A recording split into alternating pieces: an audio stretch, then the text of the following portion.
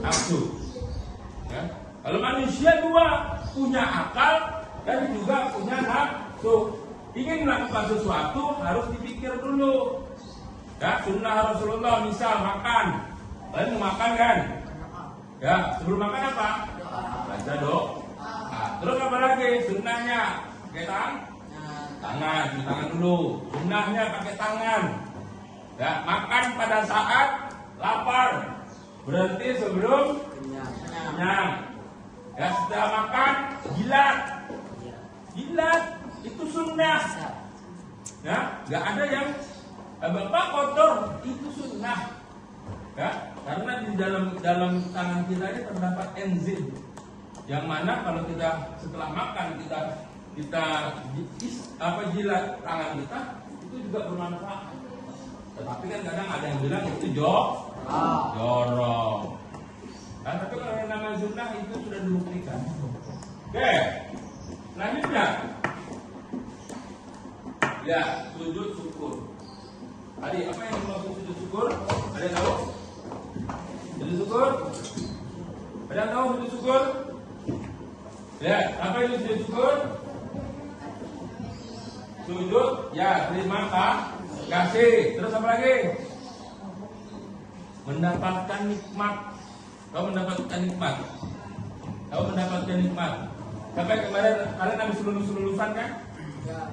Nah, kalau lulus berarti kalau yang dia bersyukur kepada Allah, dia akan sujud syukur karena diberikan kelulusan oleh Allah.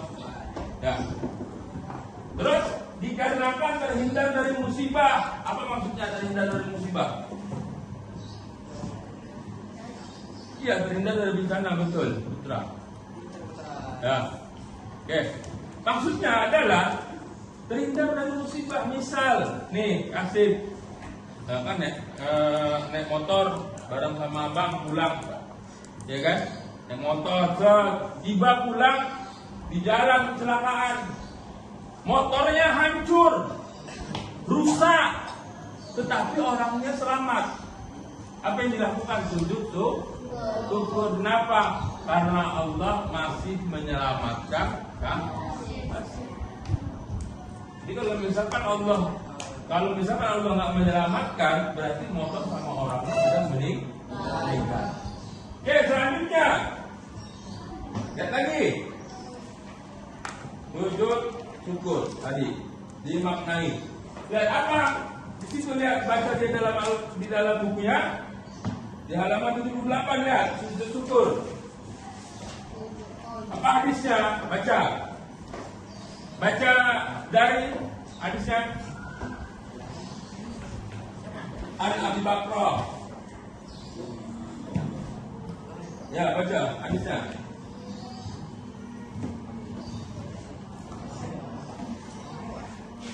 Ya. Itu yang Arabnya An Abi Bakr. Yang bawah. Semuanya apa? Bilang artinya aja. Halaman 78. Dari Abu Bakar Hurairah, sesungguhnya apabila datang kepada Nabi Shallallahu Alaihi Wasallam sesuatu yang menggembirakan atau kabar duka, beliau langsung sujud bersyukur kepada Allah. Hadis riwayat Abu Dawud. Ibnu Majah. Oke. Ya, terima kasih. Jadi kalau seandainya datang syukur, datang kabar baik, kabar suka, maka kita harus bersujud syukur. Dan juga terhindar dari bahaya, kita juga melakukan sujud syukur. Lanjut.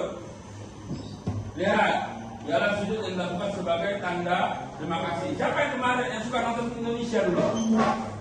U19. Waktu masih pelatihnya Indra Sapri, kita juara Piala AFF U19, Piala AFF U23. Mana pada saat mereka merayakan gol, mereka berlari ke pinggir lapangan bersujud syukur ramai. Dikarenakan apa? Dikarenakan kemenangan. Ya, dikarenakan kemenangan tadi, dikarenakan mencetak gol. Boleh sujud syukur. Atau nanti nih kalian yang rencananya kalau seandainya kalian jadi atlet, pasrah diri kepada Allah Subhanahu wa taala. Yang mana kita manusia hanya bersujud kepada Allah. Pada sesama manusia kita diperintahkan untuk saling menghormati. Ya, yang muda menghormati yang tua, yang tua menyayangi yang muda. Ya, gimana tata cara itu? Yang muda mencium tangan yang tua. Yang tua juga kadang zaman Rasulullah ada sahabat Rasulullah masih anak-anak, masih remaja, bertemu dengan sahabat Rasulullah. Ini sahabat Rasulullah masih remaja, tetapi ini kerabat Rasulullah, masih keluarga sama Rasulullah. Sedangkan ini ada sahabat yang sudah tua, sahabat bertemu berdua. Apa yang mereka lakukan? Ya, ternyata yang mereka lakukan setelah berjabat tangan, keduanya saling mencium tangan. Kenapa demikian? Sahabat yang tua ini mencium tangan sahabat yang muda dikarenakan beliau adalah keluarga Rasulullah, ahli bait Rasulullah. Sedangkan sahabat yang muda mencium tangan daripada sahabat yang tua. Kenapa? Dikarenakan dia yaitu sahabat Rasulullah yang lebih tua. Itu seperti itu. Ya, jadi bagusnya kalau kalian sama orang tua kalian, yaitu cium tangan dan diam. Seperti itu. Begitulah cara kita menyayangi orang tua kita dan cara orang tua menyayangi kita. Kita habis cium tangan peluk, itu yang diajarkan oleh Rasulullah. Oke, lanjut. Lihat, setiap sholat memiliki aktivitas sujud kecuali sholat jenazah. Kalau sholat jenazah ada sujudnya tidak? Tidak. Cuma ada 4 kali takbir. Nah, itu sholat jenazah. Pada setiap sholat fardu kita melakukan sujud sebanyak 34 kali setiap hari. Semakin banyak sholat sunnah yang dilakukan, semakin banyak jumlah sujud yang dilakukan. Jadi kalau dalam sholat wajib ada 34 kali, di mana kita dengan sholat sunnah. Misal duha kita 2 rakaat, berarti berapa? 2 kali 2 4. Duhanya 4 kali sujud. Ya, tahajud 4 kali sujud. Ya, qobliyah ba'diyah. Qobliyah itu totalnya adalah 2 rakaat sebelum subuh, 2 rakaat sebelum zuhur, 2 rakaat sebelum asar, sesudah zuhur, 2 rakaat sehabis maghrib, 2 rakaat sehabis isya. 10 kali 2 20. Kalau kita melakukan sholat sunnah saja, itu sudah hampir 50 kali kita sholat, sudah hampir 50 kali kita bersujud. Ingat, sujud itu kalau di dalam ilmu kesehatan itu kita meletakkan kepala itu di bawah, itu dia akan melancarkan peredaran darah. Karena selama ini kan kepala kita di atas, ada yang jalannya kepalanya di bawah. Nah, karena selama ini kepala kita di atas. Oke, lanjut. Keajaiban sujud, lihat bawah nih. Aliran darah hanya dapat menyebar ke seluruh bagian otak dalam keadaan sujud itu tadi. Ini menurut ilmu kesehatan. Dan ini sudah dibuktikan. Kapan dibuktikannya? Dibuktikannya di dalam Al-Quran. Di dalam Al-Quran ada. Tetapi ini baru bisa dibuktikan pada saat sekarang. Karena sekarang dengan berkembangannya iptek. Apa iptek? Ilmu pengetahuan dan teknologi. Terus otakmu seperti seorang yang sedang sujud, justru kenapa perlu akal untuk digunakan untuk berpikir. Nah, jadi kita berpikir punya akal. Kalau punya akal semua punya akal. Bedanya manusia, malaikat dengan hewan apa? Tidak punya akal. Kalau manusia punya akal dan punya nafsu. Kalau hewan punya nafsu tapi tidak punya akal. Hewan. Malaikat kebalikan, punya akal tetapi tidak memiliki nafsu. Aku jelaskan sujud sahwi, sujud tilawah dan sujud syukur. Ketiga, yaitu menjelaskan hikmah melaksanakan sujud syukur, sahwi dan tilawah. Dan yang terakhir, yaitu mempraktikkan sujud sahwi, tilawah dan syukur sesuai ketentuan. Ini yang terakhir. Jadi nanti kembali kita akan melakukan praktek. Kan lalu kita praktek apa? Ya, di bab sebelumnya kita sudah mempraktekkan tentang sholat. Yang sekarang kita akan mempraktekkan nanti yaitu tentang tata cara sujud. Ini nanti Bapak kita akan belajar 3 sujud ini dan nanti kalian akan memilih mau sujud yang seperti apa yang akan dipraktekkan. Oke, next. Selanjutnya, lihat pengertian sujud. Apa itu sujud? Coba sebelum membaca ini, apa itu sujud? Menurut kalian, apa yang dimaksud dengan sujud? Salah satu gerakan di sholat. Ya, Ari, salah satu gerakan ada di sholat. yang ada di dalam Ibadah sholat. Ya, kita tulis dulu sujud. Sujud sholat ya, ada di dalam sholat. Ada apa lagi yang dimaksud sujud? Apa lagi yang dimaksud sujud menurut kalian? Ya, penghambaan kepada Allah. Penghambaan kepada Allah. Yang namanya sujud pasti membungkuk. Ada nggak sujud tidak membungkuk? Pasti dia membungkuk.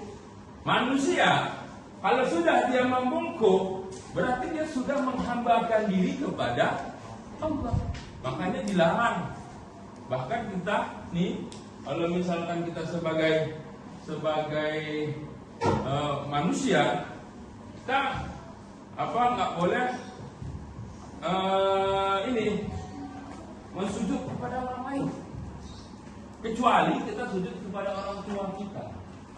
Bahkan kalau kalian tahu bagaimana tata caranya, kalau kita misalkan kalau seandainya Rasulullah memerintahkan, kalau seandainya ada yang boleh sujud, maka aku akan perintahkan anak untuk bersujud kepada orang tua. Tapi bagaimana tata cara kita bersujud kepada orang tua kita? Yaitu dengan cara cium kakinya. Cium kaki orang tua kalian dibasuh, ya, apalagi ibu kalian khususnya, ya kan? Ibu dan ayah. Jadi sesuai itu. Oke, kenapa kita harus lebih menghormati ibu kita? Oke, jadi next, lihat apa yang dimaksud dengan sujud. Bahwa sujud yaitu suatu gerakan di dalam sholat di mana tidak. Mana tidak? Sini. Yang kedua lutut. Sini. Yang ketiga, kedua telapak tangan. Yang keempat, ujung kedua jari kaki menempel pada alas sholat. Siapa yang bisa mempraktikkan? Nah, sini maju. Ya. Bagaimana tata cara sujud tersebut? Nah, coba mempraktikkan sesuai dengan tata cara sujud. Ya, lihat kawannya. Ya, silakan. Lihat.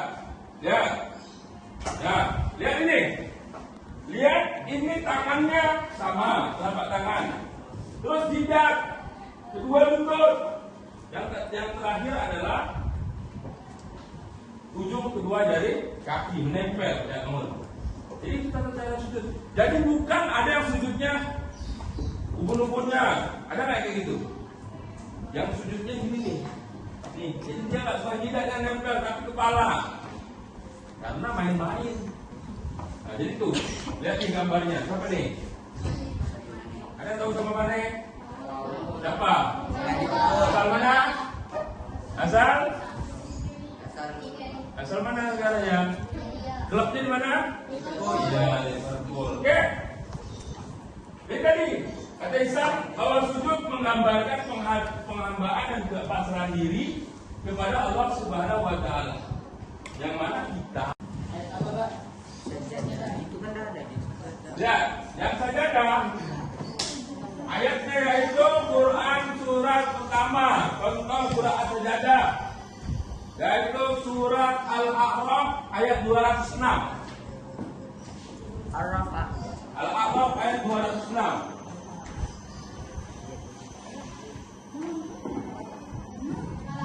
Al-A'raf.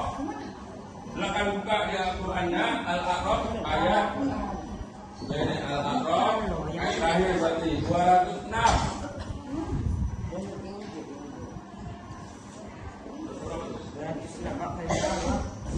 Ayat terakhir. Betul? Ya.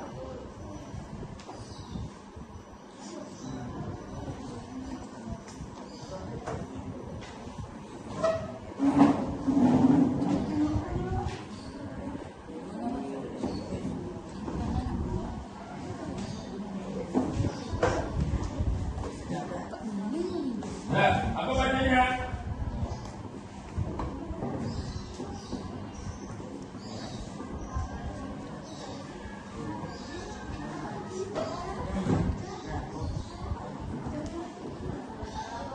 Al-A'raf.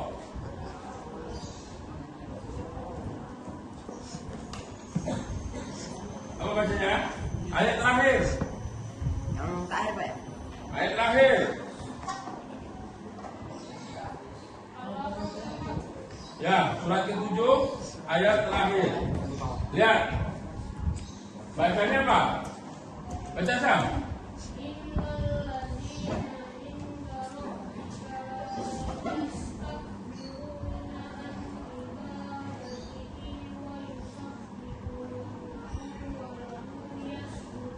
Walahu yasjudun. Yang menandakan dia ayat sajadah yaitu yasjudun, sujud. Apa tandanya? Lihat di ujung kalian Al-Qur'annya ada nggak di sini? 206 ada tanda kubah. Betul? Dia tengok ada betul? Iya Pak. Ada tanda kubah 206 nya. Ada tanda kubahnya. Al-A'raf. Coba baca dulu. Al-A'raf. Betul sah ada tanda kubah ya? Mana tengok? Ya, ada tanda kubah. Ya. Berarti itu tandanya adalah ayat saja. Jadi waktu saya baca ini Setelah baca, sujud. ditilawah. Sujud tilawah. Misalnya tadi kan? Ya kan? Yas walahu yasjudun. Misal, letak Al-Qur'an kita pakai rehal kan? Ya kan? Pakai rehal. Setelah itu letak dipinggirkan rehalnya, kita sujud. Nah, itu seperti itu. Atau kalau seandainya nggak sujud, boleh. Tetapi sunnahnya sujud. Kalau nggak sujud kita baca subhanallah, walhamdulillah, wala ilaha illallah, wallahu akbar. Coba ayat yang lain. Quran surat An-Nahl. Quran surat ke-16. Ke-16. 16 Pak. Ya, surat ke-16 An-Nahl ayat ke-49. Ayat 49. Nah, ayat 50. Di sini ayat 50. Ayat 50 betul kan? Ya. Ya, baca Gunawan. Bismillahirrahmanirrahim. Yakhafuna rabbahum min fawqihim wa yaf'aluna ma yu'marun. Ya. Ada tanda kubahnya di situ? Di ujungnya? Oke. Apalagi contohnya yaitu di Quran surat Al-Alaq ayat terakhir. Oh, Al-Alaq Iqra bismi rabbikal ladzi khalaq. Quran surat ke-96. Quran surat ke-96 ayat terakhir. Apa bacanya? Baca yang perempuan. Vanes. Baca Lesia. Udah ada aplikasinya belum? Terakhir 96. Quran surat ke-96. Ya, baca ayat terakhir. Ayat terakhir. Ya, baca coba. Kamera. Kala la tutihu wasjud waqtarib. Wasjud. Itu tuh ada tulisan wasjud. Mana nomor apa?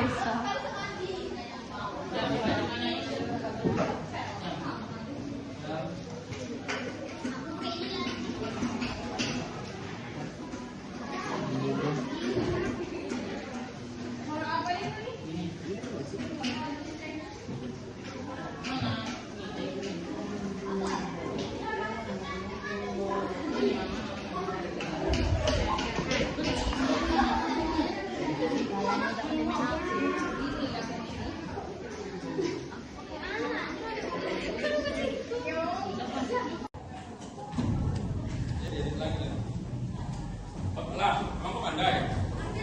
Pandai ya? Aduh, nggak edit.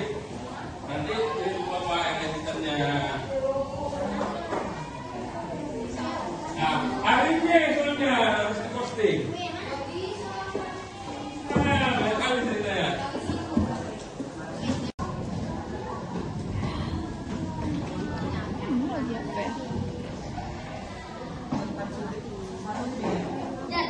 Satu aja lah yang buatnya. Satu aja dibuatnya.